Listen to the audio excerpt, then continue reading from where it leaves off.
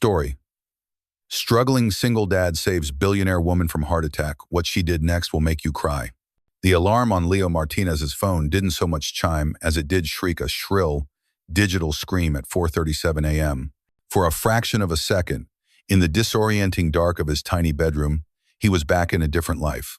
One where an alarm like that meant an early morning surf trip with friends, the promise of salt on the air and sun on his skin.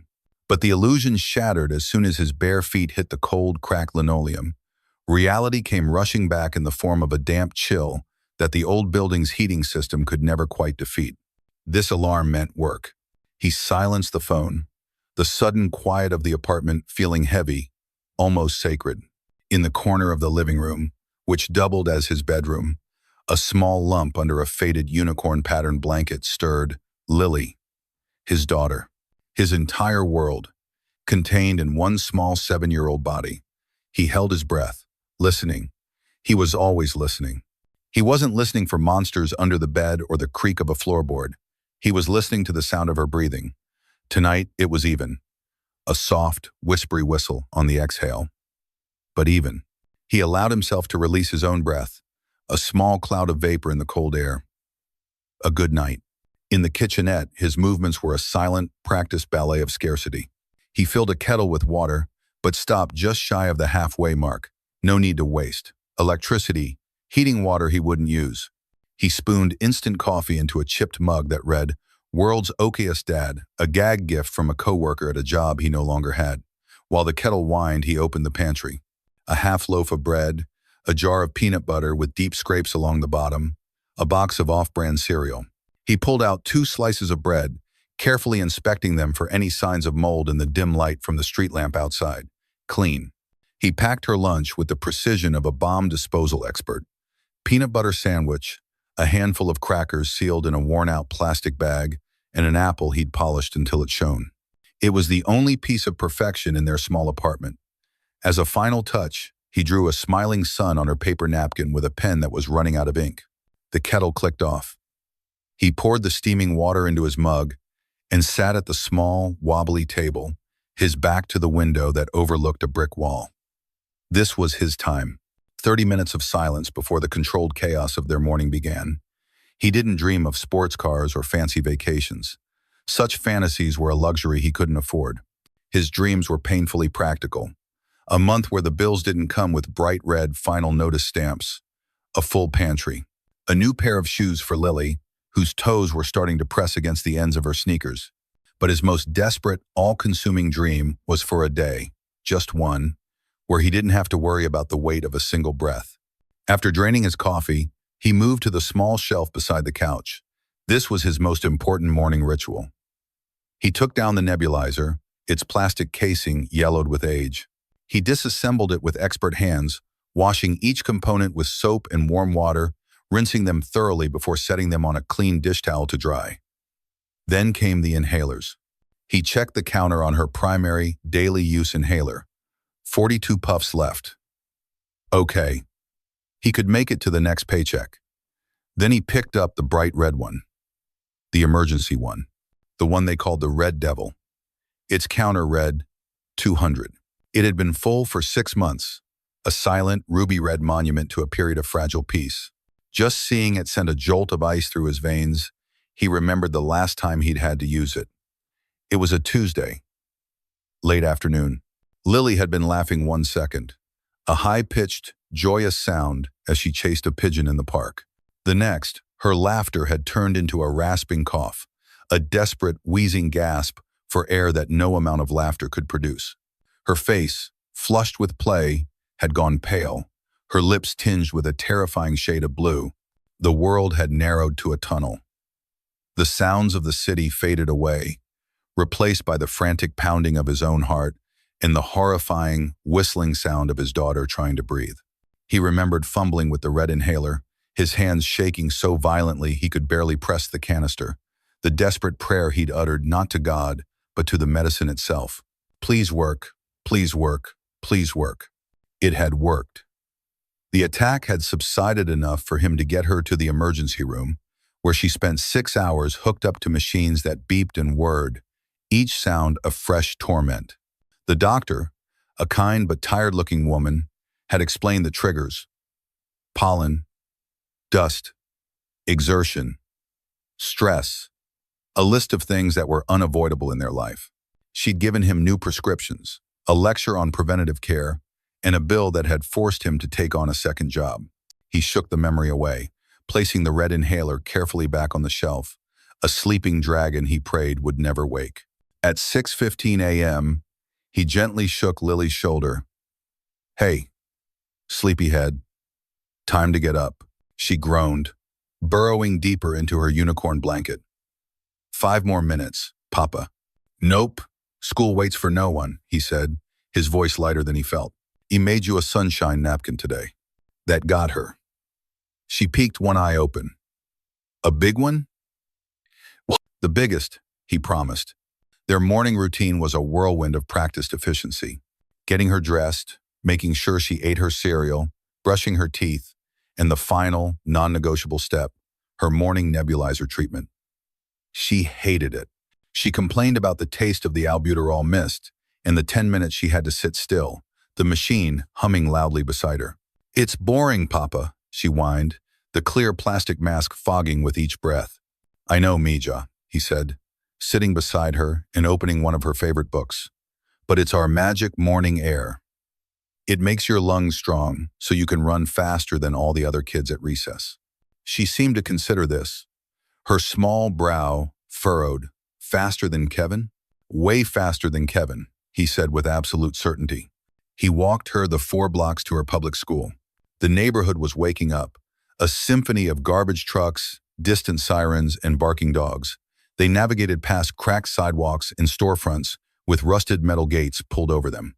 Leo held her hand tightly, pointing out a funny-shaped cloud or a mural painted on a brick wall, creating a bubble of warmth and safety around them in a world that felt anything but. At the schoolyard gate, he knelt down. "Okay, you have your lunch? Your inhaler is in the side pocket of your bag, you know where?" She nodded solemnly. "Side pocket. Tell Mrs. Davison if I feel wheezy. That's my girl." He kissed her forehead, inhaling the scent of her shampoo and the faint, clean smell of the medicine. "Have a great day. Learn lots." "I will. Bye, Papa," she yelled, running to join a group of friends. He watched until she disappeared into the building, a painful ache blooming in his chest. It was the same every day, a mix of profound love and gut-wrenching terror. He was her only safety net, and he felt like he was woven from a single fraying thread. He turned and began the long walk to his other life. It took a bus ride and a 15-minute walk to get there. The scenery changed dramatically. The graffiti-covered brick gave way to polished brownstone. The bodegas were replaced with designer boutiques. The air itself seemed to smell different, cleaner, scented with money. His destination was a cafe called the Gilded Bean. It was an absurd name for an absurd place. Inside, everything was gleaming mahogany, brushed brass, and emerald green velvet. The air was thick with the rich, intoxicating aroma of single-origin coffee beans that cost more per pound than he spent on groceries in a week. His job was to stand behind a monstrously complex Italian espresso machine and serve $8 lattes to people who looked right through him. He pushed through the heavy glass door, the gentle chime announcing his arrival. His manager, a severe woman named Chloe, gave him a curt nod. "Martinez, you're on time. Don't let it be a novelty." "It won't, Chloe," he said, heading to the small staff room in the back. He changed out of his worn jeans and faded hoodie and into the stiff, uncomfortable uniform. Black pants, a crisp white shirt, and a heavy canvas apron, the color of dark chocolate. As he tied the apron strings behind his back, he took a deep breath. He wasn't Leo anymore. He wasn't a father, a worrier, a man haunted by medical bills. He was a barista, an anonymous face, a pair of hands to make coffee. He put on a smile that didn't reach his eyes and stepped out onto the floor, the polished wood gleaming under the recessed lighting.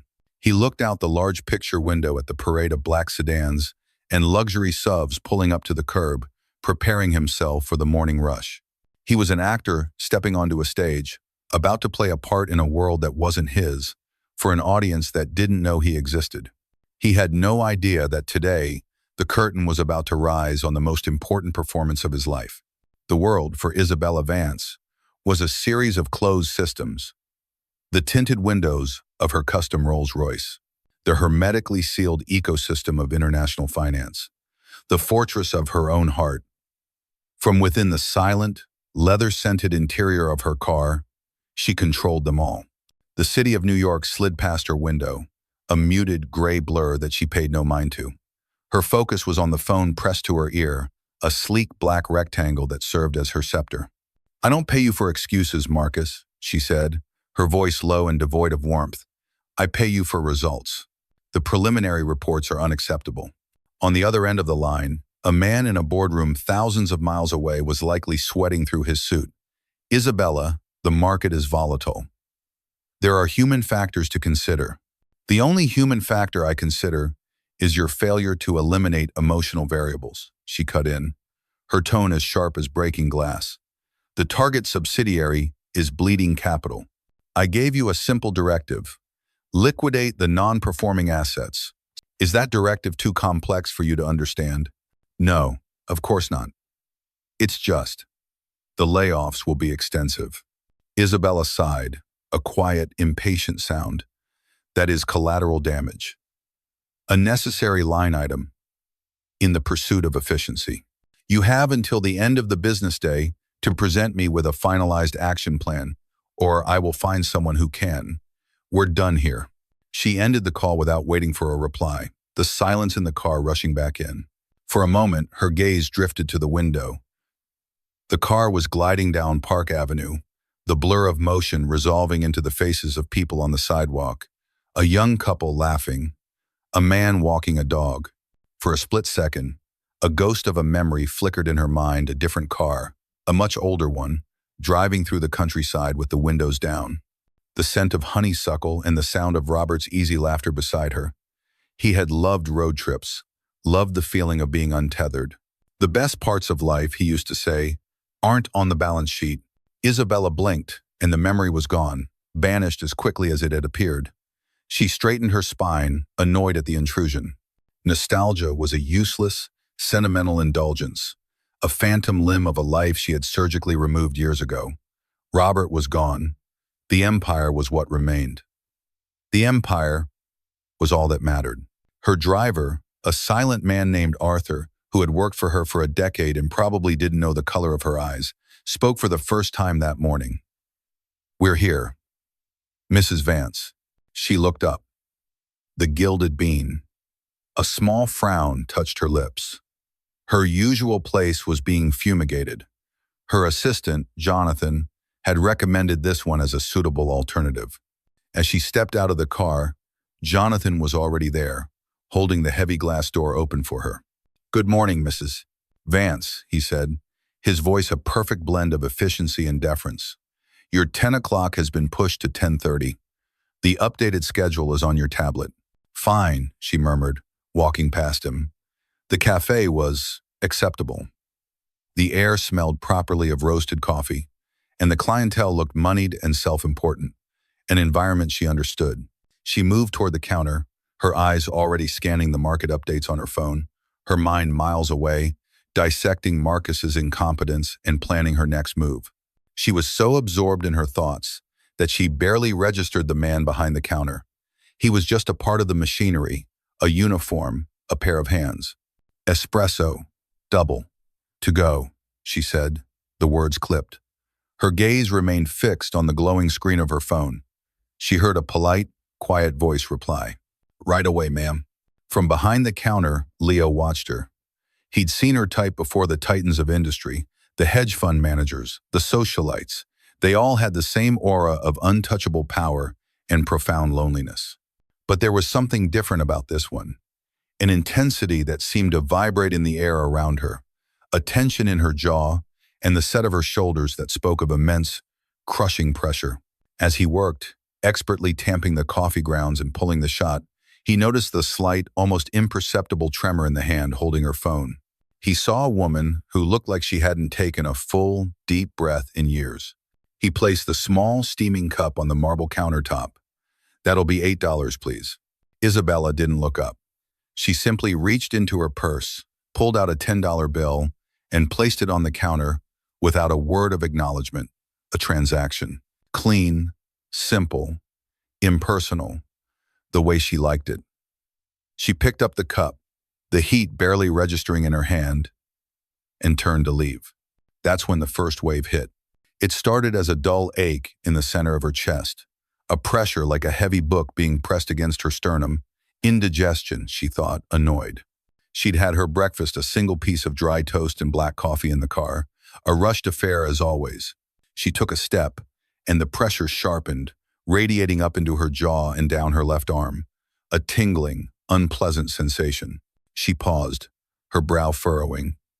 This was inconvenient. She didn't have time for this. A wave of dizziness washed over her, the elegant cafe suddenly tilting on its axis. The low hum of conversation and the hiss of the espresso machine seemed to grow louder, then fade into a distant roar, like the ocean heard from inside a seashell. She blinked, trying to clear her vision.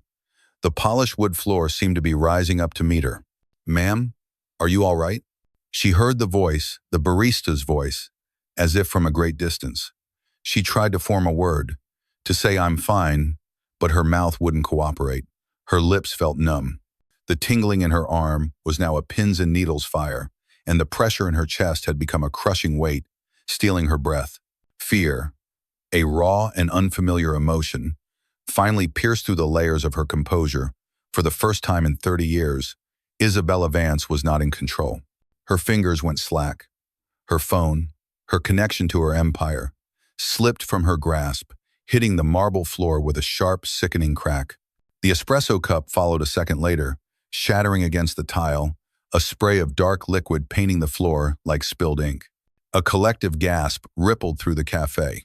The patrons, who moments before had been engrossed in their own worlds, were now staring, their faces a mixture of shock and alarm. Isabella's hand flew to her chest, clutching at the fabric of her expensive silk blouse, as if she could physically hold herself together. Her knees buckled. She saw a collage of panicked faces, mouths open in silent screams. She saw the barista, Leo, his face suddenly etched with a look of intense, focused alarm. He was no longer part of the scenery. He was the last thing she saw clearly. The world dissolved into a swirl of emerald green velvet and shimmering brass. The air left her lungs in a final, ragged gasp. Her meticulously controlled world, her entire empire, a lifetime of ruthless ambition, none of it mattered. It was all meaningless in the face of this terrifying biological betrayal. Her last conscious thought was not of her company, her portfolio, or her legacy. It was a single, stark realization. Robert was right. Then, there was only darkness as she crumpled to the floor. For one frozen, silent second, the universe of the gilded bean held its breath. The sharp crack of the phone screen and the explosive shatter of the ceramic mug were sounds so alien to the cafe's hushed elegance that they seemed to tear a hole in reality. Then the thud. It was a soft, heavy sound, but more shocking than the others, the sound of a body, unbraced and uncontrolled, hitting the polished tile floor. The spell broke. Chaos erupted. A woman screamed, a high, thin sound that cut through the air. People scrambled back from the counter, chairs scraping violently against the floor. A man in a tailored suit fumbled for his phone, his fingers trembling as he tried to unlock it, his face a mask of horrified fascination. The other barista, a young woman named Maya, stood paralyzed behind the espresso machine, her hands covering her mouth and her eyes wide with terror. From his position behind the counter, Leo saw it all in a sickening, slow-motion panorama. He saw the elegant woman from moments before now crumpled and still. He saw the dark stain of the espresso spreading like a pool of blood around her head. He saw the panic, the fear, the useless, frantic energy of the crowd. And in that moment, something inside him shifted. The crushing weight of his own worries, the rent, the empty pantry, Lily's health evaporated. The fear that was his constant companion didn't vanish. It sharpened, coalescing into a single piercing point of focus. This was not a rich woman. This was not a rude customer. This was the park, a Tuesday afternoon, and a little girl whose face was turning blue, It was the same terror, just a different body. While everyone else moved away, Leo moved forward. "Maya, call 911, he yelled, his voice cutting through the panic with an authority that surprised even himself. "Tell them it's a woman in her 50s, suspected cardiac arrest. Go now." His command broke Maya's paralysis. She nodded jerkily and fumbled for the cafe's landline. He didn't wait for a response. He placed his hands on the marble counter, vaulted over it with an athletic grace he didn't know he possessed, and landed softly on the other side. He was on his knees beside the woman in an instant, the shards of the broken mug digging into his trousers. He ignored them. His world narrowed to the still form on the floor. Her face was a waxy, terrifying gray. Her lips were already tinged with blue. He pressed 2 fingers to the side of her neck, searching for the carotid artery. He felt for the faint, thrumming beat of life. Nothing. A cold, dead stillness. He tilted her head back, opened her airway, and leaned his cheek close to her mouth. "Look, listen, and feel for breathing."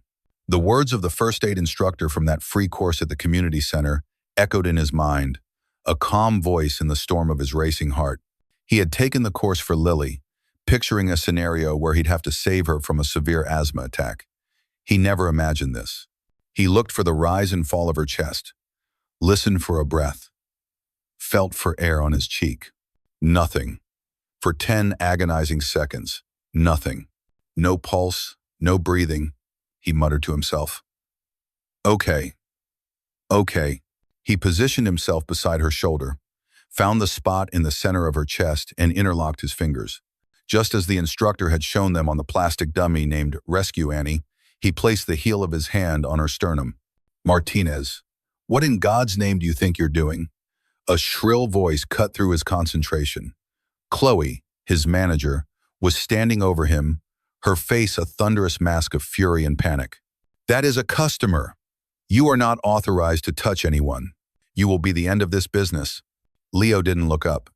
"She's not breathing, Chloe." "That's not your problem. You are creating a scene. Get back behind the counter this instant." A man from the crowd stepped forward, his phone now recording. "She's right, buddy. You crack one of her ribs, you'll be sued for everything you've got. Let the professionals handle it." For a fleeting second, doubt pricked him. They were right. Who was he? He wasn't a doctor. He was a barista. A broke, desperate father in a cheap uniform. But then he looked down at the woman's still, gray face, and the image of Lily, gasping for air, flashed in his mind. The professionals weren't here yet. He was. He pushed the voices out, pushed the fear of lawsuits out, pushed everything out except the rhythm. He locked his elbows, used his body weight, and began to push. 1, he said aloud, the sound grounding him. And 2, and 3, and 4. The motion was awkward, brutal. He felt the give of her chest, heard a sickening popping sound, and for a horrible moment he thought he had broken something. The man with the phone winced. Chloe let out a gasp of horror. The instructor's voice again, calm and reassuring in his memory. "You may hear cracks or pops. That is normal. Do not stop. A broken rib is better than a dead patient." Leo kept going, his own breathing becoming ragged with effort. He tuned out the noise of the cafe, the horrified whispers, the manager's frantic pacing. His world was the count, the rhythmic compression, the desperate mechanical effort of forcing a heart to do the job it had abandoned. He was no longer Leo Martinez. He was just a pair of hands, an engine, a human machine trying to jumpstart another. He wasn't thinking about her Chanel suit or her expensive perfume. He was thinking about blood flow to the brain, about oxygen deprivation, about the precious, narrowing window of time. Sweat beaded on his forehead and dripped into his eyes, but he didn't stop. His shoulders began to burn, a deep, fiery ache spreading through his upper body. 21, 22, 23. He could hear the distant, rising wail of a siren now. It was the most beautiful sound he had ever heard. It meant help was coming. It meant he wasn't alone. 28, 29, 30. He stopped compressions, tilted her head back, pinched her nose, and delivered 2 rescue breaths. his mouth covering hers. It was a profoundly intimate, deeply impersonal act. He tasted the faint, bitter residue of espresso and the metallic tang of fear, his fear. Then he was back on her chest, pumping again. 1, and 2, and 3, and 4. The sirens grew louder, a deafening shriek that ended abruptly outside the cafe doors. A moment later, 2 paramedics burst in, their movements calm, efficient, and overwhelming. "Everybody back," one of them commanded, his voice carrying an effortless authority that silenced the room. They were at his side in a second. "What have we got?" the paramedic asked him, already opening a medical bag. "Woman. Early 50s, I think. No pulse. Wasn't breathing. I've been doing CPR for, I don't know, maybe 3 or 4 minutes," Leo panted, his arms shaking with exhaustion. "Okay, good job. We've got it from here," the other paramedic said, gently but firmly moving him aside. Suddenly, he was no longer the center of the action. He was just part of the crowd again, pushed back with the other onlookers. He stumbled backward, his legs weak, and leaned against a table for support. The professionals took over, a whirlwind of activity. They attached defibrillator pads to the woman's chest, started an IV, and barked medical jargon at each other. The adrenaline that had flooded Leo's system, sharpening his senses and giving him strength, drained away as if a plug had been pulled. In its place came a profound, bone-deep exhaustion. He was trembling, not from cold, but from shock. The sounds of the cafe rushed back in the whispers, the crying of the other barista, Maya, the sharp, angry tapping of Chloe's foot. He watched them load the woman onto a gurney. He saw her face, still pale, but was that a flicker of an eyelid? He wasn't sure. As they wheeled her out the door, her expensive leather handbag, which had fallen beside her, was unceremoniously scooped up and placed on her stomach.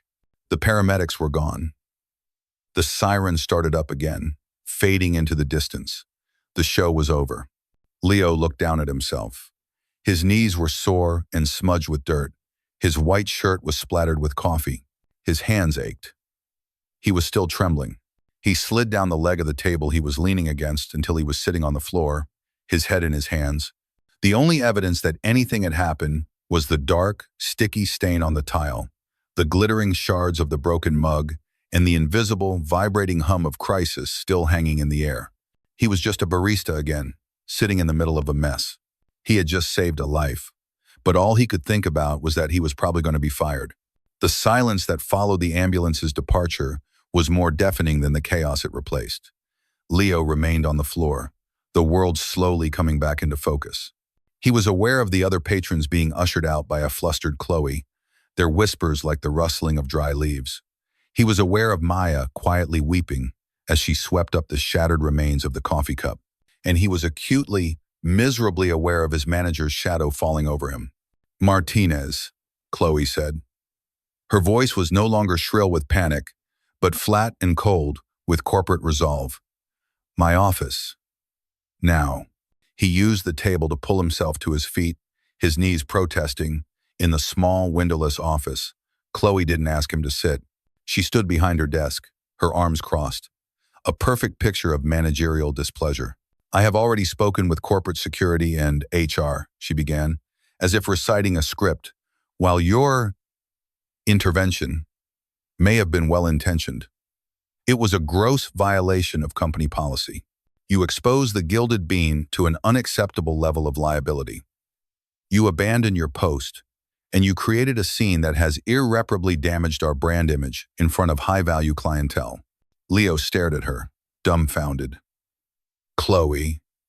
The woman wasn't breathing. She was dying. "That is a determination for medical professionals to make, not baristas," she retorted, her eyes like chips of ice. "Our policy in a medical emergency is to call 911 and clear the area. You did the first, and then you made yourself the center of the situation.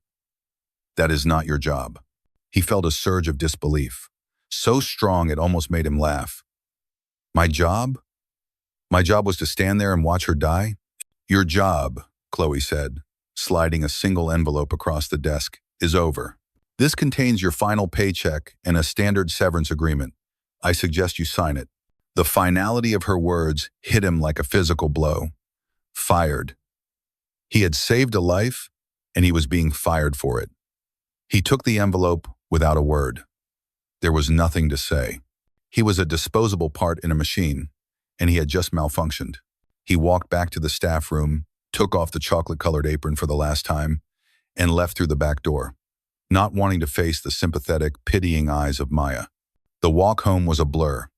The city noise, which he usually tuned out, was a roaring cacophony in his ears. The weight of his keys in his pocket felt impossibly heavy. He had just over $200 in his bank account and an envelope with his final paycheck. It wouldn't be enough to cover next month's rent. It wouldn't be enough to cover Lily's next prescription refill. He had walked into work that morning feeling the crushing weight of his life. Now, that weight had tripled, and layered on top of it was the bitter, burning taste of injustice. When he reached his building, he paused outside the door to his apartment. He took a deep breath, pushing the despair down, locking it away in a mental box. He plastered a smile on his face, the best one he could manage, and walked inside. Lily was at the table, humming as she colored in a drawing. She looked up, her face breaking into a huge grin. "Papa, you're home early." "Yeah, they let me go early today," he lied, his heart twisting in his chest. "How was school?" "It was great. We learned about volcanoes, and I ran faster than Kevin at recess, just like you said." He felt a rush of love so fierce it almost brought him to his knees. This was why he fought. "That's my little champion," he said, forcing a cheerful tone. "How about we order a pizza tonight to celebrate?" Her eyes went wide. "Really? With pepperoni?" "With extra pepperoni," he promised, knowing it was an irresponsible use of money he didn't have. But at that moment, he needed to see her happy more than he needed to breathe. Hiding his terror from his daughter, he realized, was a heavier burden than any he had ever carried. Isabella Vance woke to the steady, rhythmic beeping of a machine. Her first sensation was a deep, dull ache in her chest. Her second was profound annoyance. The beeping was methodical, invasive. It was disrupting her thoughts. She opened her eyes. The ceiling was white and unfamiliar. The room was private, spacious, and sterile, with the antiseptic smell of a place where no expense was spared. A thin tube was taped to the back of her hand, connected to an IV pole. She was in a hospital. "Ah, you're awake." She turned her head. Jonathan, her assistant, was sitting in a chair in the corner, his tablet on his lap. He looked as immaculate and composed as ever. "What happened?" Isabella asked, her voice a dry rasp. "Report." Jonathan stood and approached the bed, all business. "You experienced a cardiac arrest at approximately 9:15 a.m. A barista at the location performed CPR until paramedics arrived. They used a defibrillator to restore your heart's rhythm. You were transported here to the Lenox Hill Cardiac Unit. The doctors have performed a preliminary examination. They believe it was caused by stress-induced cardiomyopathy. Your prognosis, they say, is excellent, thanks to the prompt intervention."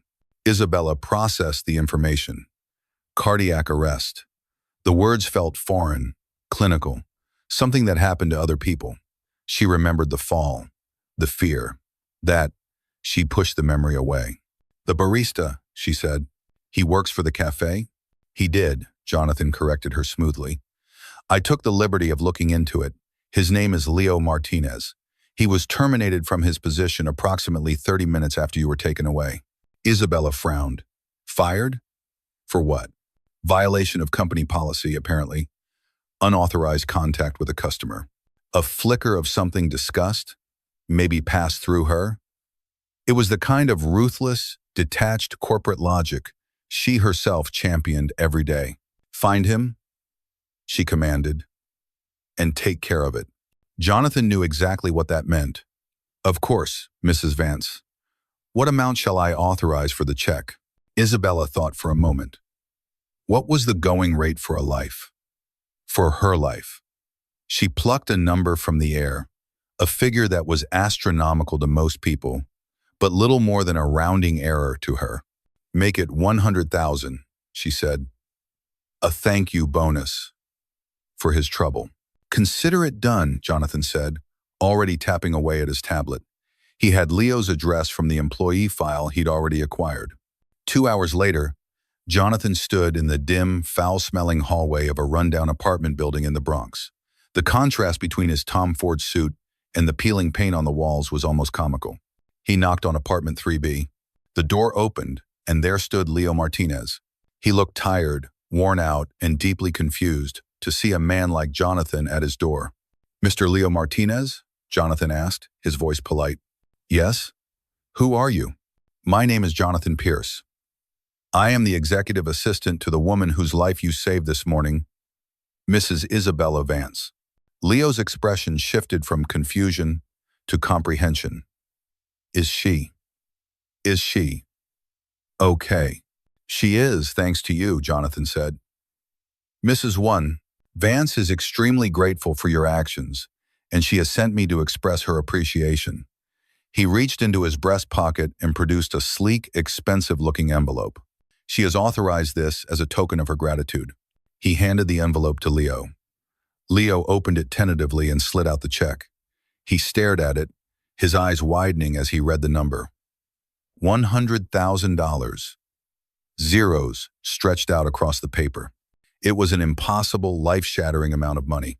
He saw it all in a flash. A new apartment in a safe neighborhood. The best doctors for Lily. No more lying awake at night, choking on fear. An escape. The check was an escape hatch from the crushing pressure of his life. He could feel his hands trembling as he held it. Then he looked up from the check, past Jonathan's impassive face, and saw the dingy wall of his own hallway.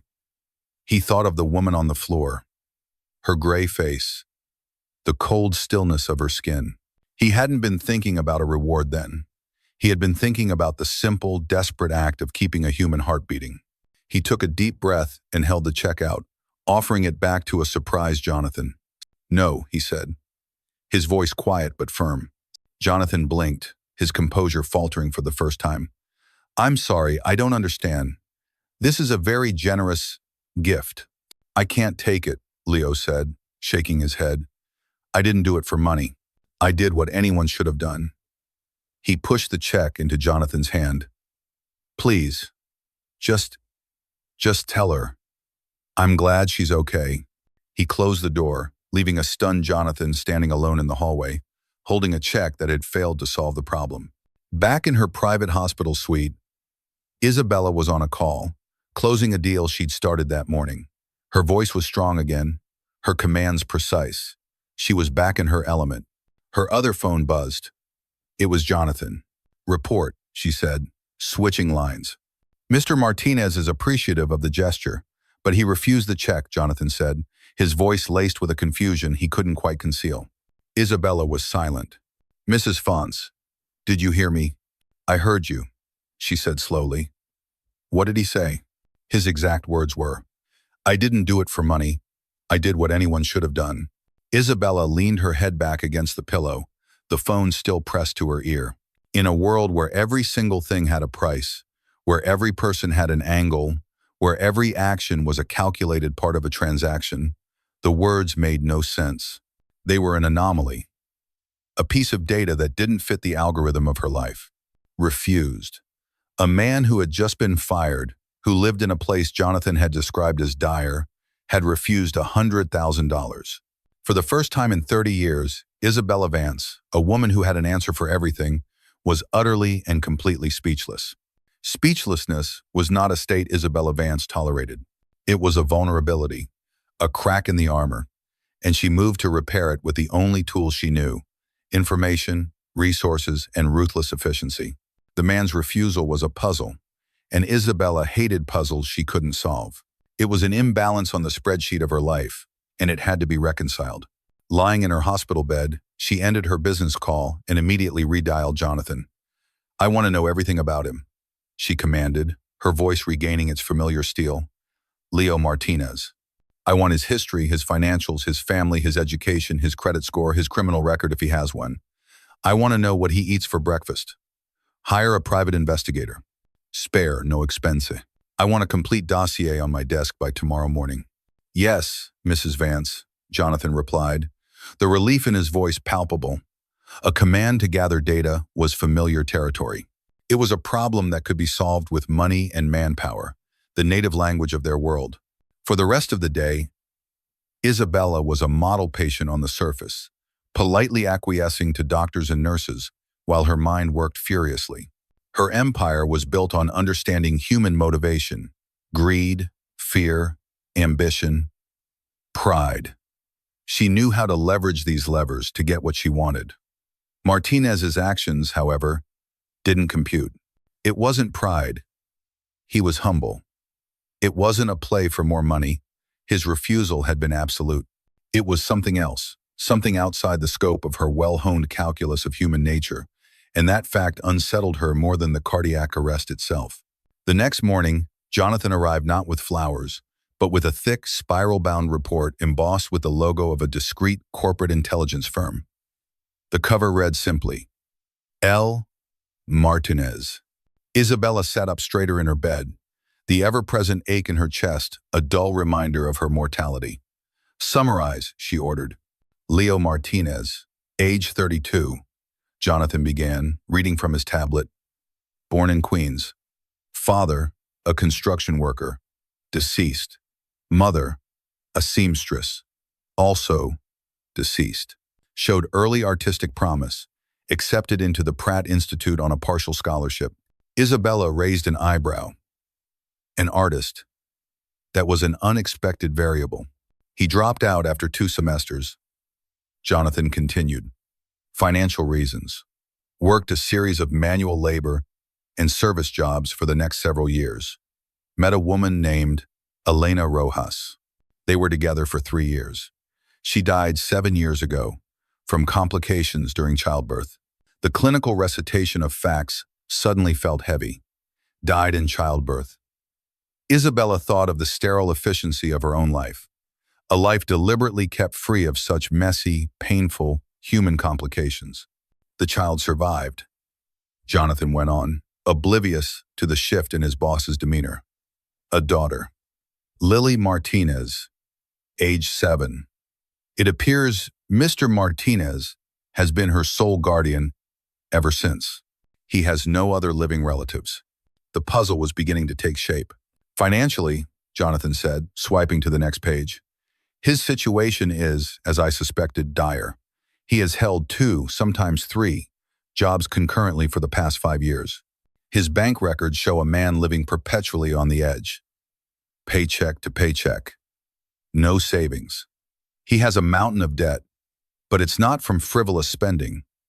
It's almost entirely medical. He paused. The daughter, Lily, suffers from severe chronic asthma. Asthma. The word hung in the air of the sterile hospital room. Isabella looked at the state-of-the-art cardiac monitor beside her bed, a machine that cost more than Martinez likely earned in 5 years. The file contains copies of his credit card statements, Jonathan said. The recurring charges are telling. Pharmacies, pediatric specialists, emergency room copays. The debt is almost entirely for his daughter's care. He is, by all objective measures, drowning. Isabella said nothing. She simply held out her hand for the physical report. Jonathan handed it to her. She opened the heavy binder, the crisp paper cool beneath her fingertips. She skipped past the financial charts and credit scores. She went straight to a section labeled Personal Effects and Surveillance. The private investigators had been thorough. There were photographs, grainy, long-lens shots of Leo and Lily. One showed him carrying her on his shoulders, her small face buried in his hair. Another showed them sitting on the steps of their apartment building, sharing an ice cream cone, Lily laughing with her head thrown back. Then, there was the picture. It was taken in a park, a small, bleak-looking city park, with more concrete than grass. Leo was pushing Lily on a swing. He wasn't looking at the camera. He was looking at her, and the expression on his face stopped Isabella's breath. It was a look of such pure, unconditional, uncomplicated love that it felt like an accusation. It was a look of profound, soul-deep wealth that made her own billion-dollar fortune feel like a pile of worthless stones.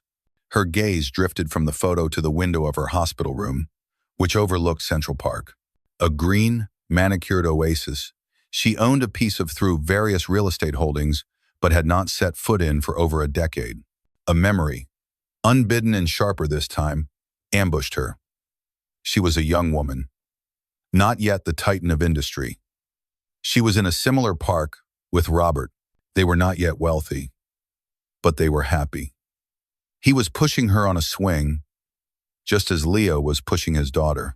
She remembered the feeling of flying, the wind in her hair, and Robert's laugh, a real booming laugh that had always made her feel safe. "This is it, Izzy," he'd said, his nickname for her sounding strange and foreign after so many years. "This is the good stuff. Don't ever forget that." She had forgotten. After he'd gotten sick, so suddenly, so unfairly, she had buried herself in work. Building the company had been her way of fighting back against a universe that had stolen him from her. Each acquisition, each victory, was a bulwark against the terrifying helplessness she had felt watching him fade away. She had built an empire of steel and glass to protect a heart that had been shattered into a million pieces. Over the years, the armor had become a cage. She looked back at the file. She saw Leo's story not as a collection of data points, but as a narrative. A man who had lost everything but had held on to the one thing that mattered. A father who worked 3 jobs, not for a corner office, but for a child's next breath. In his struggle, she didn't see a pathetic, failing man. She saw a hero. And in his quiet, desperate life, she saw a clarity and purpose that had been absent from her own for decades. The ache in her chest sharpened, but this time, it wasn't physical. It was a hollow, echoing grief for the woman she had once been, the woman Robert had loved, the woman who would have understood immediately why a man like Leo Martinez would refuse her money. She turned the page. The final section of the report contained a transcript of the 911 call. She read the clipped professional exchange between Maya, the other barista, and the dispatcher. And then, a note from the investigator. "Our operative spoke with the manager, Chloe Bishop." According to Bishop, Martinez had previously attended a free, community-sponsored first aid course. He told her he took it in case his daughter ever had a critical asthma attack. The binder slipped from Isabella's fingers, falling onto the perfectly starched white sheets of her bed. It all clicked into place. He hadn't saved her because he was a hero in the abstract. He had saved her because he was a father. His love for his daughter had armed him, trained him, prepared him for that moment. When he had looked at Isabella, a stranger, a cold, powerful woman, he hadn't seen any of that. He had simply seen someone's child in peril.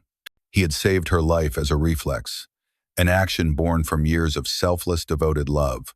A single tear, hot and unexpected, escaped her eye and traced a path down her cheek. It was the first tear she had shed since Robert's funeral. She picked up her phone, her fingers moving with a new, unshakable resolve. Jonathan answered on the first ring. "Cancel my physical therapy session this afternoon," Isabella said, her voice quiet but firm, "and have Arthur bring the car around to the main entrance. Mrs. Vance, the doctors haven't discharged you. Is everything all right?" "Everything," she said, looking at the picture of the father and daughter in the park, "is finally going to be." While Isabella Vance was deconstructing Leo's life through neatly collated data, Leo himself was living its harsh, unstructured reality. The adrenaline of the cafe incident and the bewildering visit from Isabella's assistant had faded, leaving behind the cold, hard calculus of their situation. The celebratory pizza, which had brought such joy to Lily's face, now sat like a stone in his gut, a reckless, foolish expense. His job search began the very next day. He felt a flicker of hope as he scrolled through online listings. He had years of experience, a strong work ethic, and a clean record. But the world, he quickly discovered, was not interested in his story. At the first coffee shop, a trendy, minimalist place, the young manager looked at his application and asked, "Reason for leaving your last position?" There was. "A medical incident with a customer," Leo said, trying to frame it neutrally. The manager's friendly expression tightened. "We're really looking for team members who can maintain a calm, controlled environment. We'll keep your application on file." It was a polite but firm rejection. The second and third interviews went much the same way. The service industry was a small world, and the story of the dramatic scene at the Gilded Bean, likely embellished by Chloe, had probably already made the rounds. No one wanted to hire a liability, a wild card. He started omitting the reason for his departure, leaving a suspicious gap in his employment history that was met with equal skepticism. After a week, the flicker of hope had dwindled to a pilot light, sputtering against a rising wind of panic. He expanded his search, applying for overnight stocking positions, janitorial work, anything. The rejections piled up, a silent testament to his growing desperation. The money from his final paycheck was a rapidly shrinking island in an ocean of debt.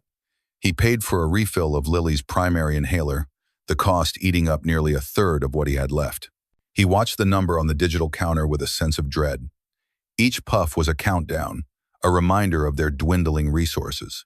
One evening, he was helping Lily with her homework when an official-looking letter was pushed under their door. His heart hammered against his ribs. He knew what it was before he even opened it. The bold red letters screamed at him from the page. Final eviction notice. They had 14 days. "What is it, Papa?" Lily asked, looking up from her math worksheet, her brow furrowed with a concern that no 7-year-old should have to carry. Leo forced a smile, crumpling the notice in his fist. "Just junk mail. Mija. Some company trying to sell us something we don't need."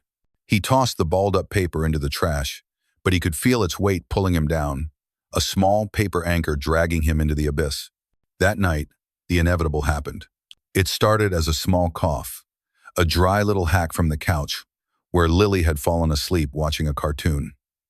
Leo, who was sitting at the table trying to rework their non-existent budget, went still. He listened. The cough came again, deeper this time, followed by a faint, familiar whistle on the exhale. The sound sent a spear of ice through his heart. He was at her side in an instant. "Lily? Honey, wake up. Look at me." Her eyes fluttered open, wide with a dawning panic he knew all too well. She was struggling to draw a full breath, her small chest rising and falling too quickly. "It's hard," she rasped, her hand clutching at her throat. "The air is thick." "I know, baby. I know.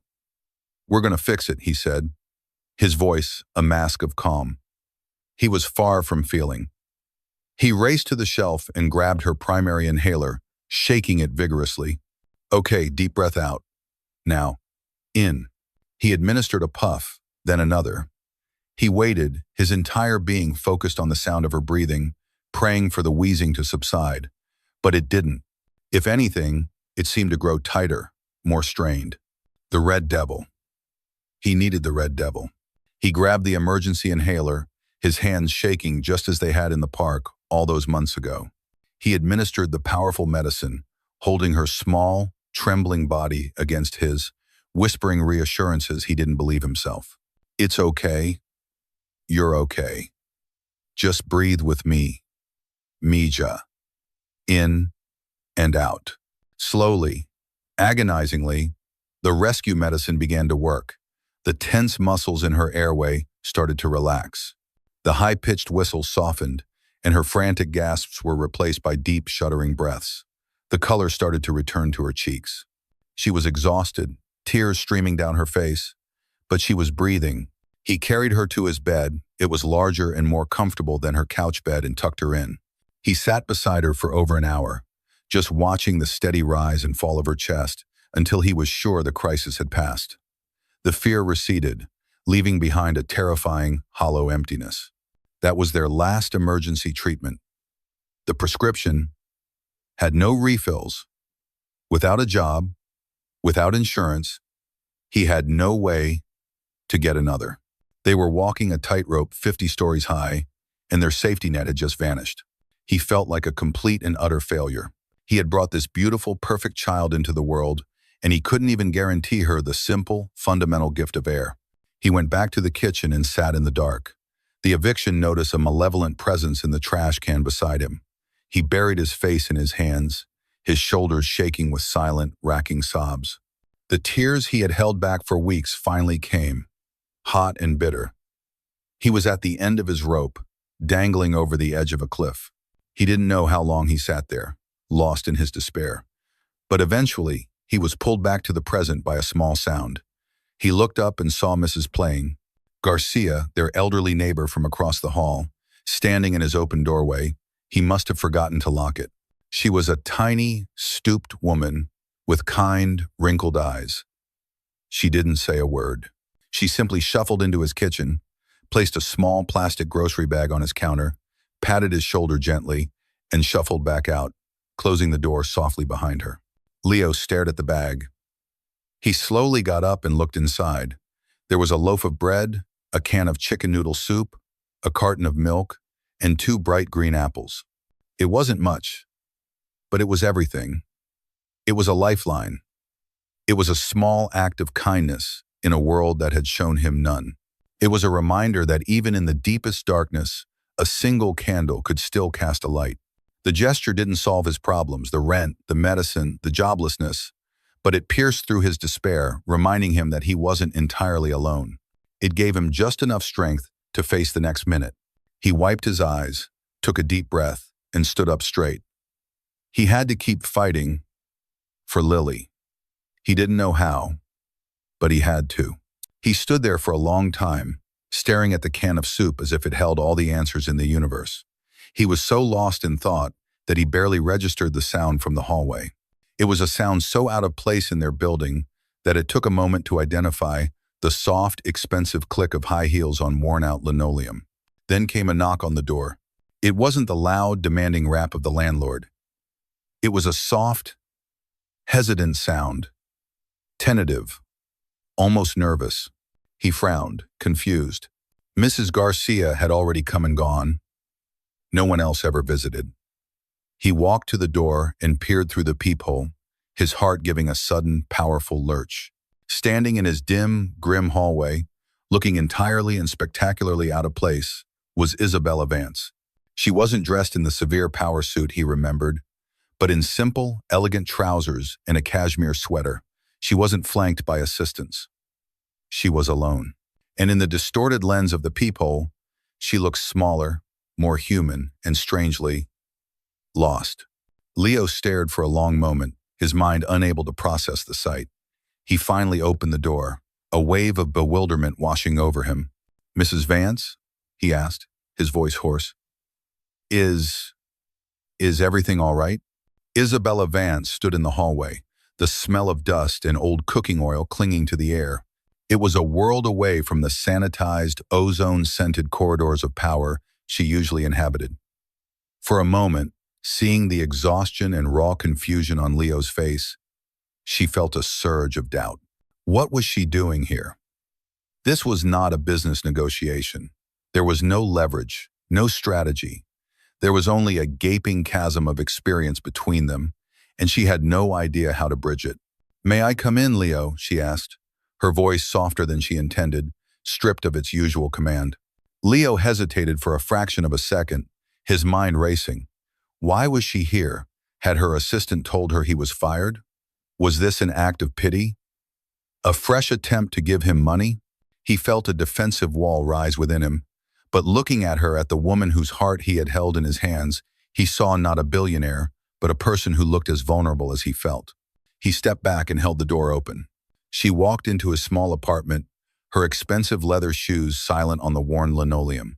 Her eyes took in everything at once: the threadbare couch where Lily slept, the small, wobbly kitchen table, the crayon drawings taped to the wall, vibrant, colorful suns and flowers that were a stark contrast to the drabness of the room.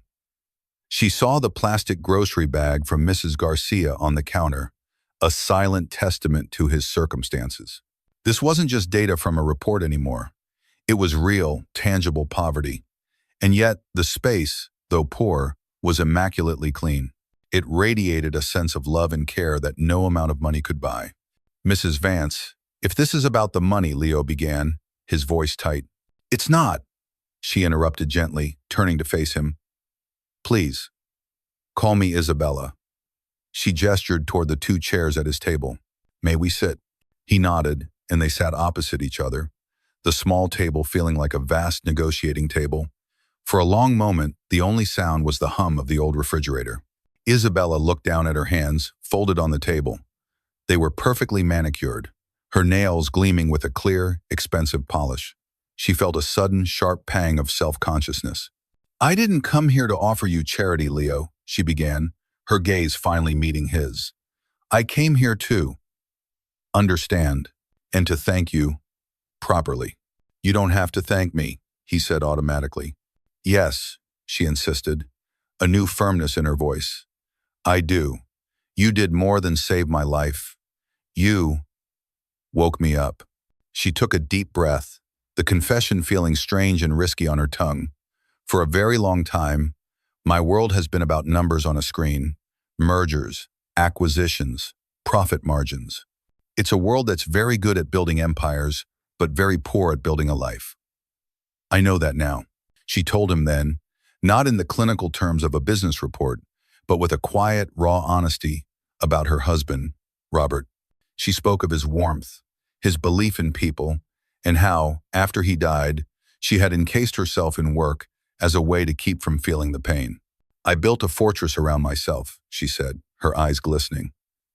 "I thought if I became powerful enough, nothing could ever hurt me again, but I was wrong.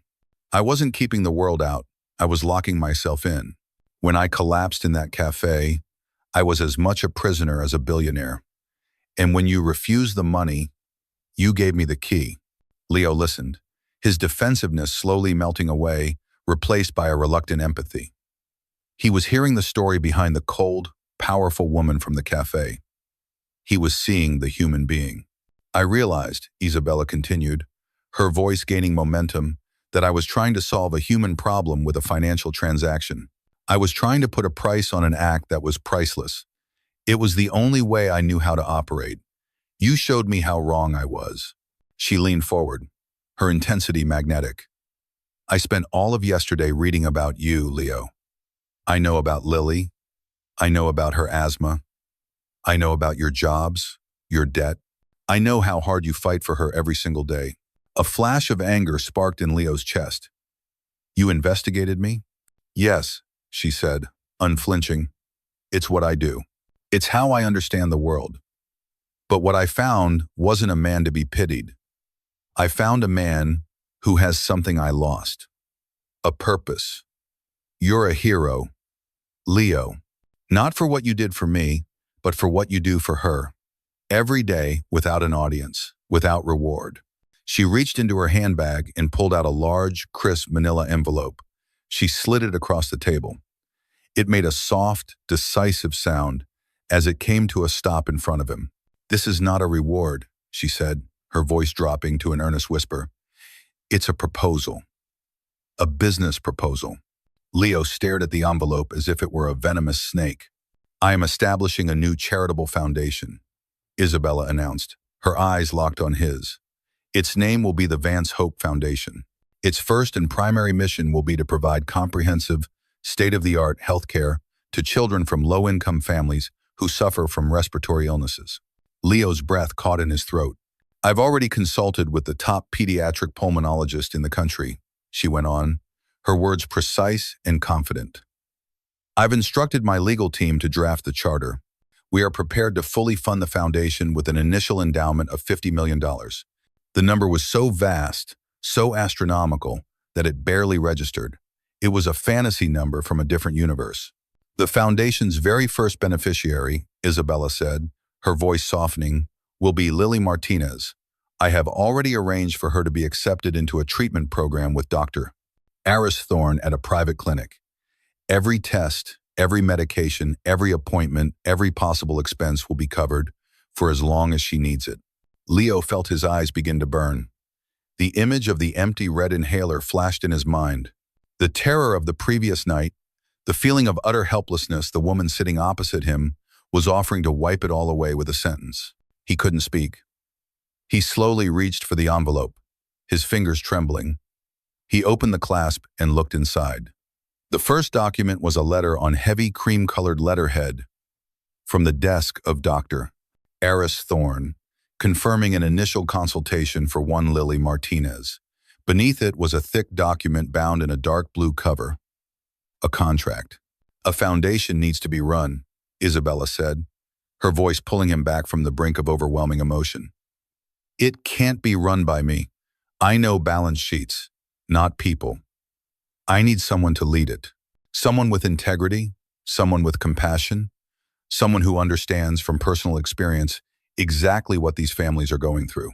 Someone who knows what it's like to weigh the cost of medicine against the cost of food.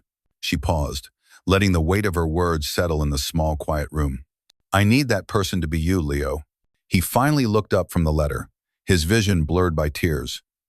He looked at the contract. At the top, under his name, was a title, Executive Director, the Vance Hope Foundation. He scanned down the page, his eyes catching on the salary figure. It was more money than he had ever dreamed of making in a decade, let alone a single year. It was enough to change everything. Forever. It was freedom. It was safety. It was hope. A single tear escaped and rolled down his cheek. He wasn't ashamed of it. It was a tear of profound, crushing relief. The weight he had been carrying on his shoulders for 7 years, the constant grinding pressure, was suddenly lifted. He looked at Isabella, this impossible woman who had appeared in his life like a force of nature, and managed to whisper one single, broken word. Why? Isabella's own eyes were shining with unshed tears. She reached across the table and for the first time touched his hand. Her touch was warm and steady. Because you didn't just save my life, Leo, she said, her voice thick with emotion. You saved my soul. He stared at her, then back at the contract, at the promise of a future for his daughter he could never have provided. The small, kind gesture from Mrs. Say. Garcia had given him the strength to face the next minute. The grand, life-altering gesture from Isabella Vance had just given him back his life. He took a shuddering breath, a sound that was half sob, half laugh. He looked at the woman who was no longer a stranger, no longer a billionaire, but a partner. And with a voice filled with the weight of 7 years of fear and a future of unimaginable hope, he said the only word that mattered. Yes. The morning after Isabella's visit, Leo woke before his 4:37 a.m. alarm. For a moment, habit took over. His feet hit the cold floor, and the familiar wave of dread began to wash over him, the mental calculation of dwindling funds, the fear of the eviction notice. But then, it stopped. He looked across the room and saw the heavy manila envelope on the kitchen table, a solid, tangible object in the pre-dawn gloom.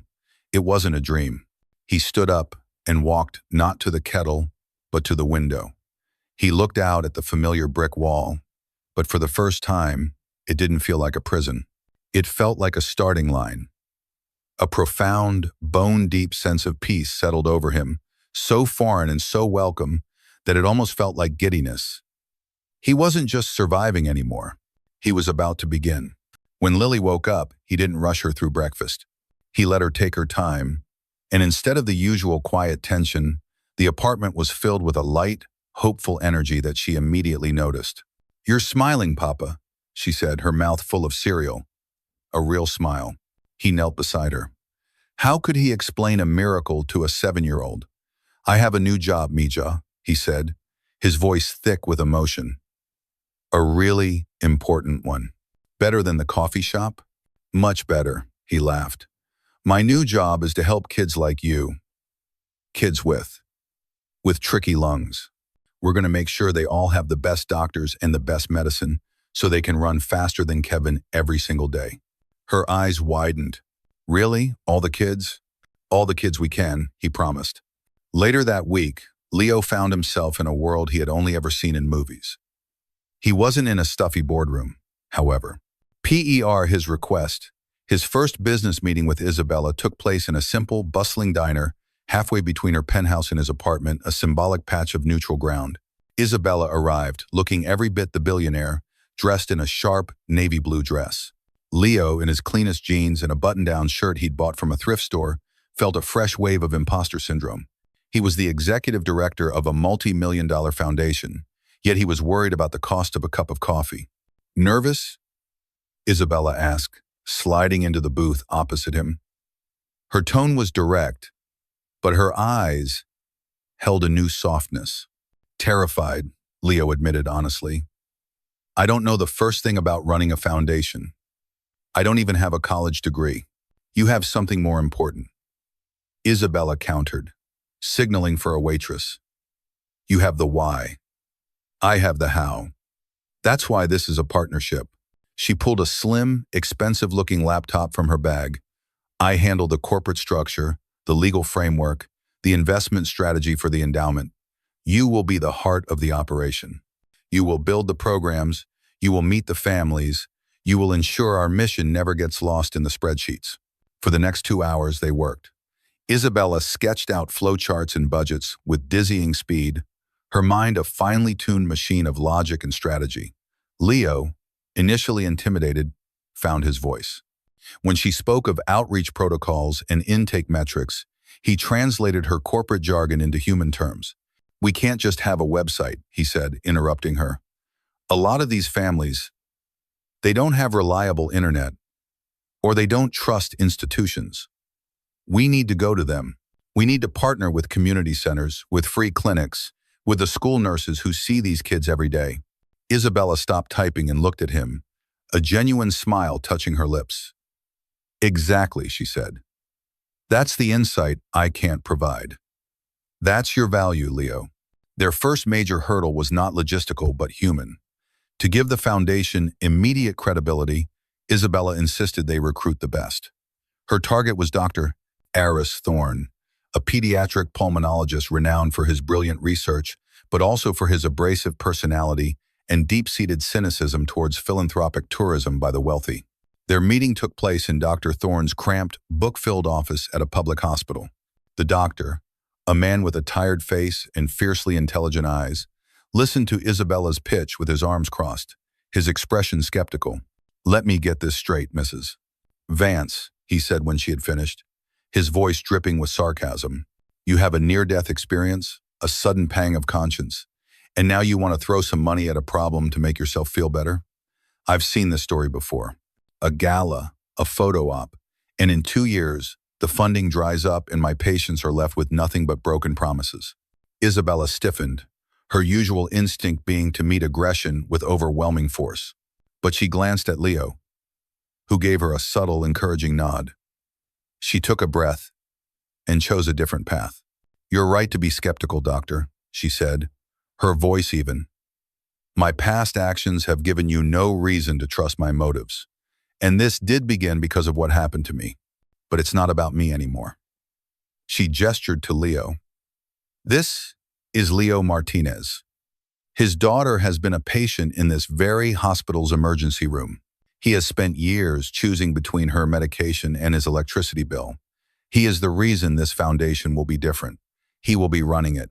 He will ensure it never becomes a pet project. Dr. Thorne's gaze shifted to Leo, assessing him for the first time. And you? He asked Leo directly. What makes you think you can do this? Leo met his stare, his voice quiet but steady. I know what it feels like to listen to your child struggle for breath in the middle of the night and wonder if the medicine you have is enough. I know what it's like to be terrified that a common cold could land her in the hospital. And I know there are thousands of parents just like me who feel alone and helpless. This foundation isn't about charity for them. It's about justice. It's about giving their kids the same chance every other kid gets. That's all I know. And I think, he finished, that's enough. The doctor was silent for a long time, his sharp eyes moving between the billionaire and the barista. He saw the genuine, symbiotic partnership between them. Isabella's power and resources fused with Leo's raw, undeniable moral authority. Finally, he let out a long sigh, the skepticism in his expression softening into weary acceptance. All right, Martinez, he said, extending a hand to Leo. You've got my attention. Let's talk about how we can build this right. The true turning point for Leo, however, came a week later. It was the day of Lily's first appointment with Dr.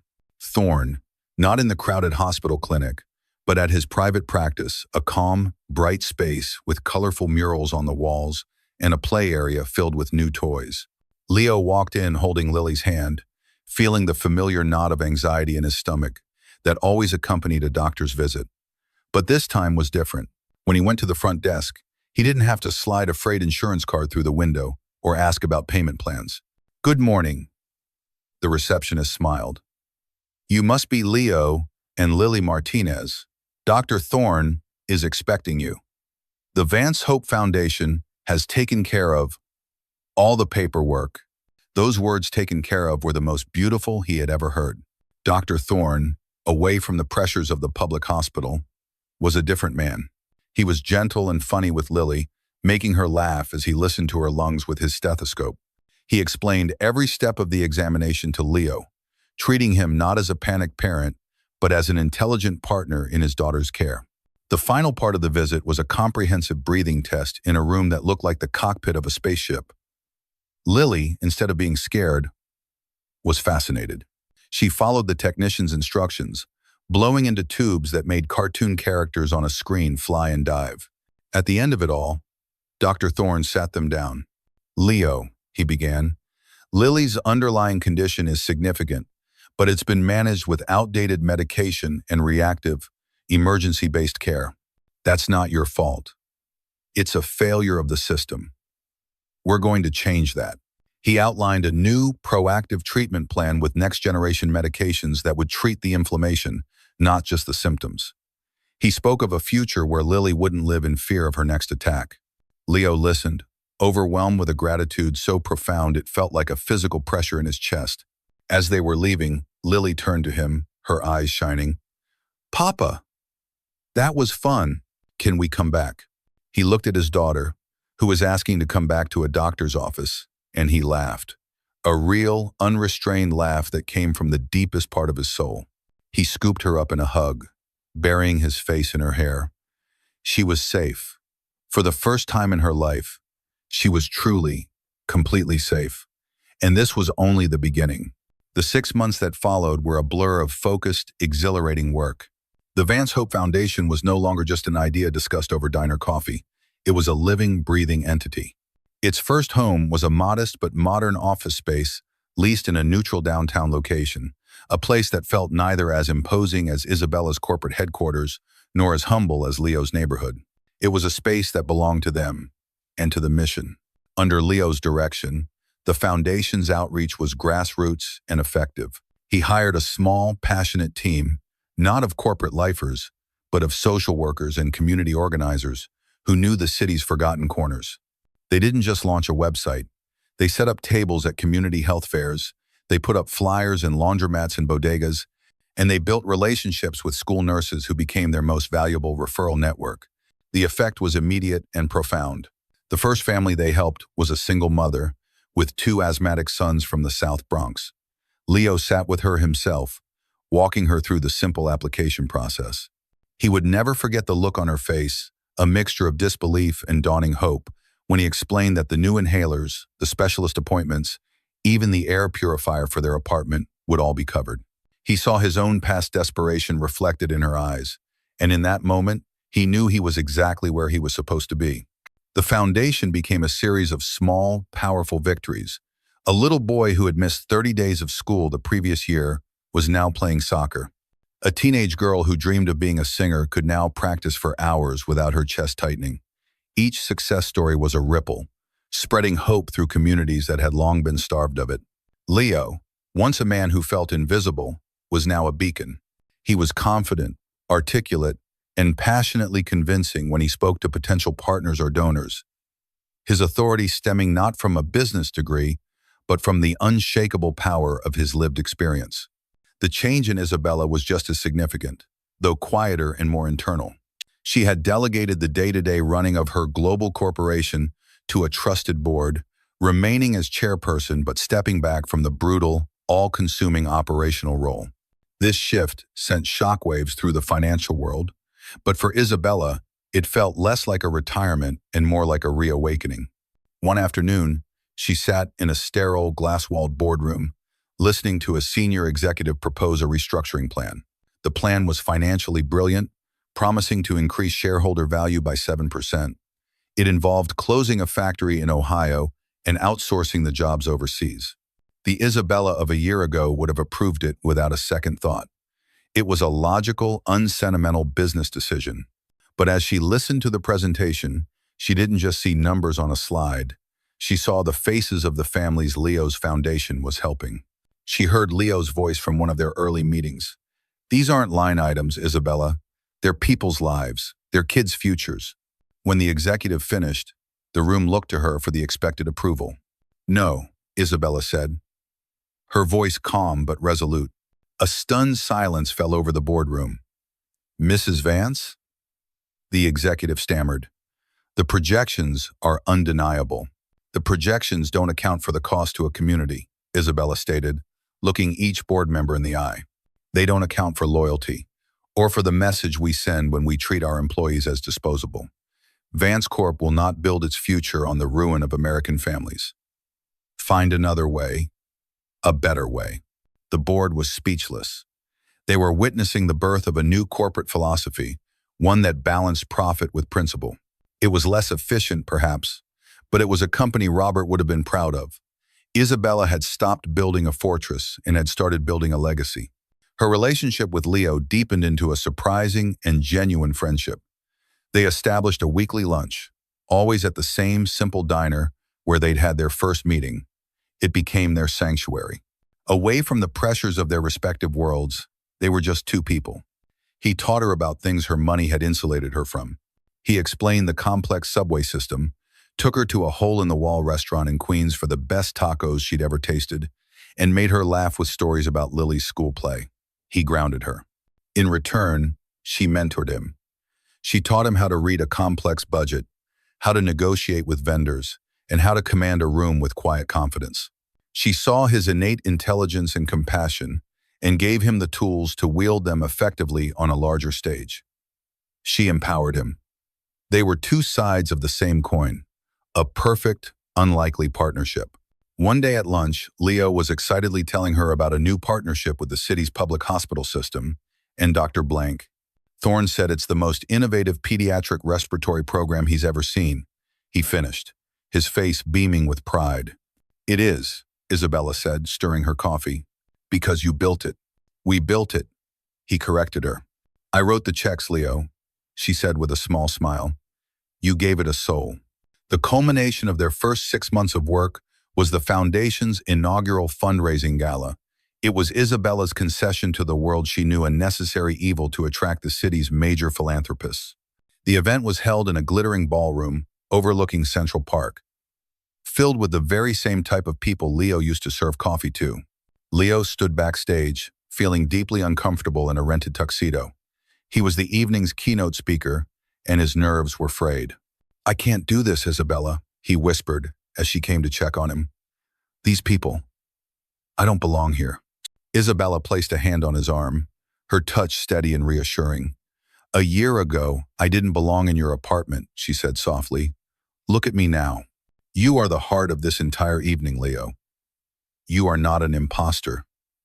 You are the founder. Just tell them your story. Tell them about Lily. The truth is more powerful than any speech my writers could have crafted.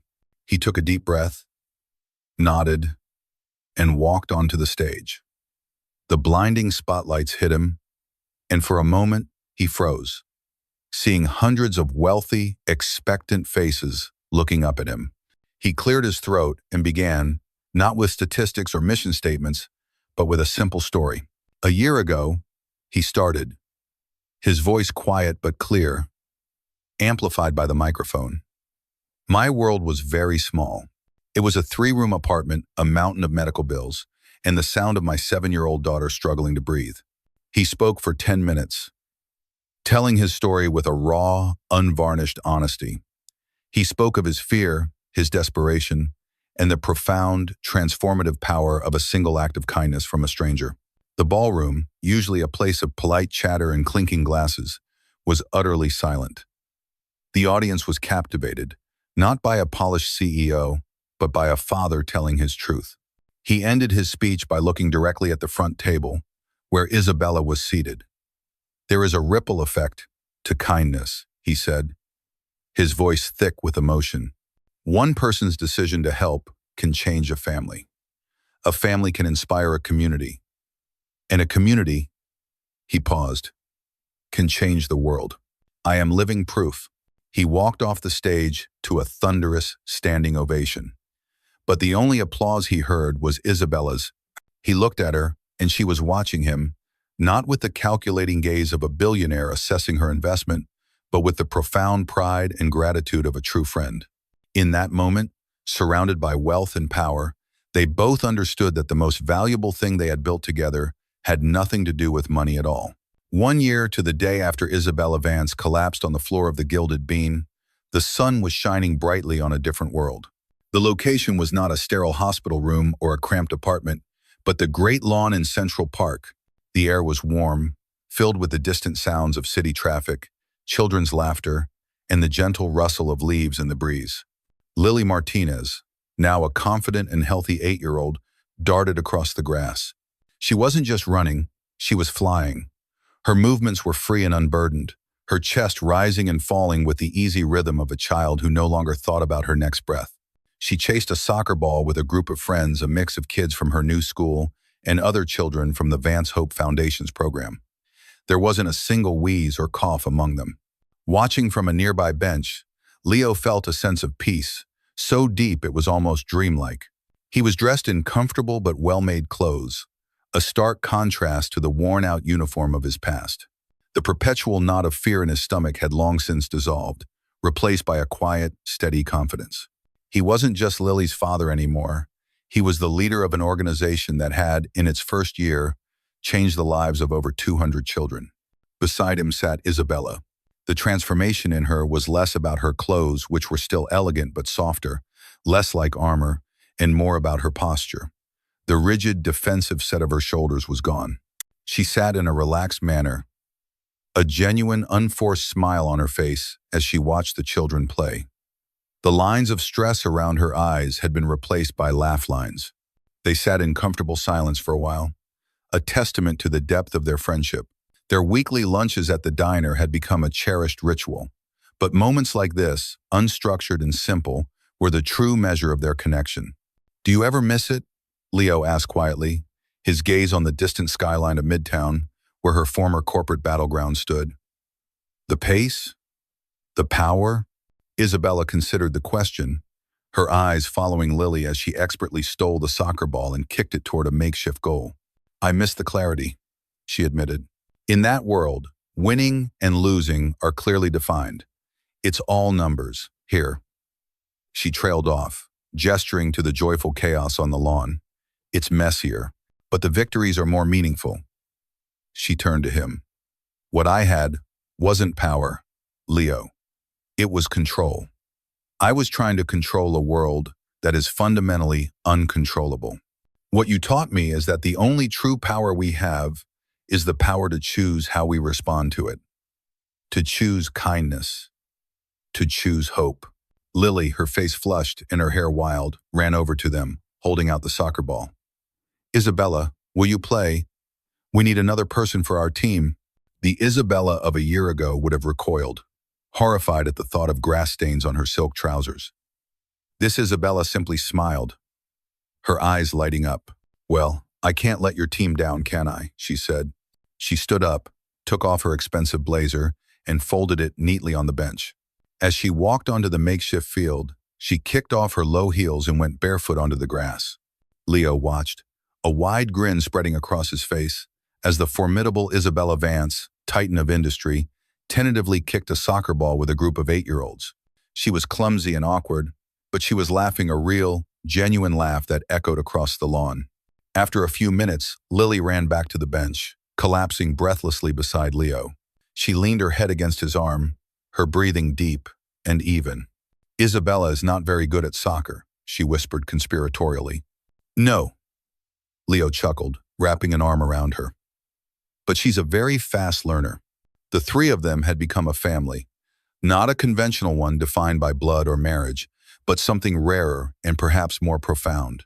They were a family forged in a moment of crisis, built on a foundation of mutual respect, and cemented by a shared purpose. They had, in their own way, saved each other. Leo had saved Isabella's life. Isabella had saved Leo and Lily from a life of struggle, and together, they had built something that would continue saving others for years to come.